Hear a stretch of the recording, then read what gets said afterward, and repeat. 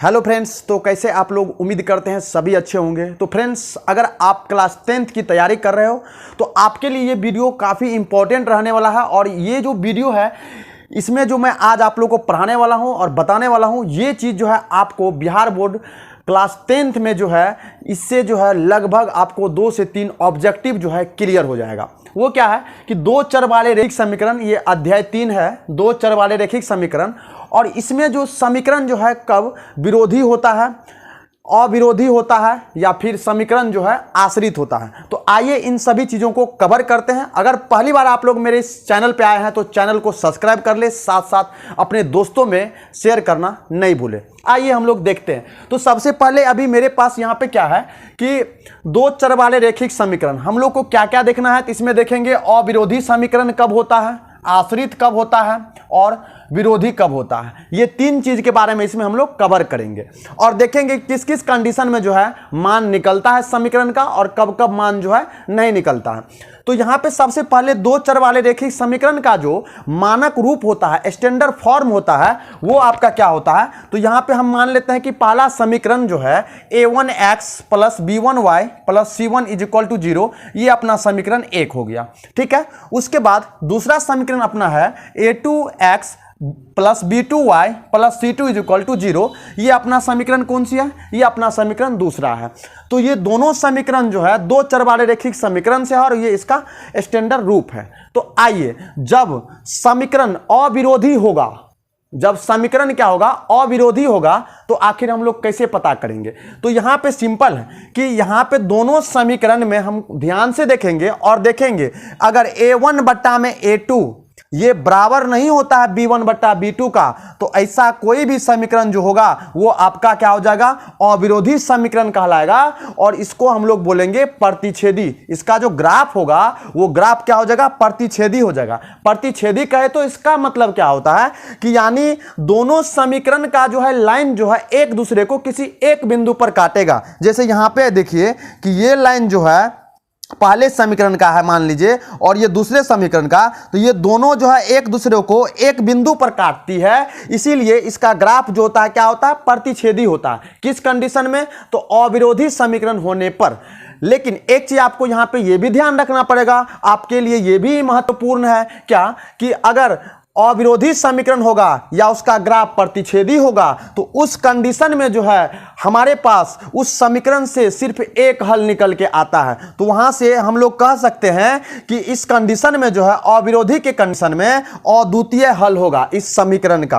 अद्वितीय हल बोले या एक हल बोले, और जब जब हल निकलता है तो उस समीकरण को हम लोग संगत भी कहते हैं। ध्यान में आप लोग ये भी रखेंगे।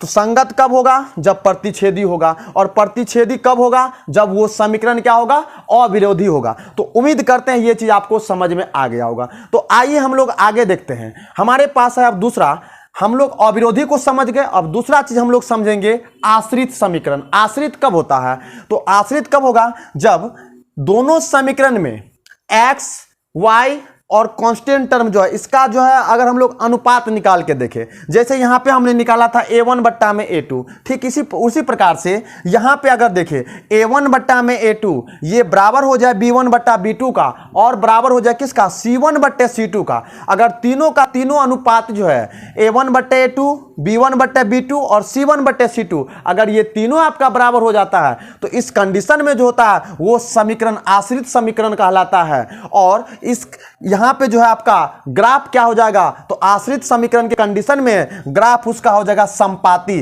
संपाती का मतलब क्या होता है, एक लाइन दूसरे लाइन पर चढ़ा हुआ होगा, मतलब आश्रित होगा, एक लाइन दूसरे पर आश्रित होगा। यहां पे आप देख लीजिए कि ये पहला समीकरण का लाइन है और ये अपना दूसरा समीकरण का लाइन है, तो एक दूसरे पर ये क्या है, चढ़ा हुआ यानी आश्रित है। और इस कंडीशन में जो होती है जब ग्राफ संपाती होगा और वो आश्रित समीकरण होगा तो इस कंडीशन में हम लोग जो है यहाँ पे अनेक हल निकाल सकते हैं, यानी अपरिमित रूप से अनेक हल। तो इस कंडीशन में अनेक हल जो है समीकरण का संभव होता है। और जब जब मान संभव होगा तो उस समीकरण को हम लोग संगत भी बोलेंगे। ध्यान में रखना है, आपको क्या याद रखना है, संगत।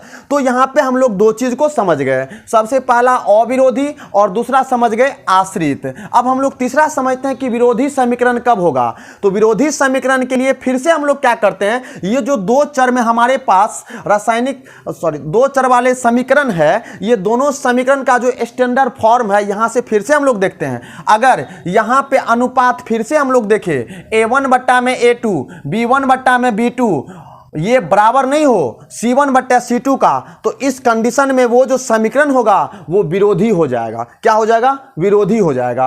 और इसका जो ग्राफ होगा, ये ग्राफ क्या हो जाएगा? आपका समांतर हो जाएगा। ग्राफ समांतर होगा यानी एक लाइन, पहले समीकरण का जो लाइन होगा और दूसरे समीकरण का जो लाइन होगा ये एक दूसरे के पैरेलल होगा। तो पैरेलल यहां पे देख लीजिए, ये पहला समीकरण आपका है और ये दूसरा समीकरण है, तो ये दोनों एक दूसरे के पैरेलल होता है। अगर पैरेलल हो गया तो वही आपका विरोधी समीकरण कहलाता है। और इस कंडीशन में जो है हम लोग कोई भी हल नहीं निकाल सकते हैं। हल हम लोग तब निकालेंगे जब दोनों समीकरण की लाइन कहीं ना कहीं या तो एक बिंदु पर या तो अनेक बिंदु पर प्रतिच्छेद करेगी या काटेगी, तभी जाकर के हमारे पास हल संभव होगा। तो यहां पे अभी क्या है कि ये समांतर के कंडीशन में ये एक दूसरे को कहीं टच नहीं करेगी, इसीलिए यहां पे जो है ये विरोधी समीकरण का कोई हल नहीं होता है। तो याद रखेंगे इस चीज को आप, क्योंकि ऑब्जेक्टिव में घुमा फिरा के क्वेश्चन पूछता है। अगर आप इस चीज को पूरा वीडियो में समझ जाते हैं तो आपको एक भी क्वेश्चन नहीं छूटेगा। तो याद रखना, विरोधी समीकरण के लिए a1 बट्टा a2 बराबर नहीं होगा b1 बट्टे b2, और ये a1 बट्टे a2 बराबर होगा b1 बट्टे b2 का, और ये बराबर नहीं होगा c1 बट्टे c2 का। और इसका ग्राफ जो होगा समांतर होगा और कोई हल नहीं होगा। और जब हल नहीं निकलता है तो उस कंडीशन में इसको हम लोग असंगत भी बोलते हैं। क्या बोलते हैं? असंगत भी बोलते हैं। तो उम्मीद करते हैं कि ये वीडियो आपको अच्छा लगा होगा। अगर अच्छा लगा है तो वीडियो को लाइक कर दे, और मेरे चैनल पर पहली बार आए हैं तो चैनल को सब्सक्राइब कर ले, साथ साथ अपने दोस्तों में शेयर करना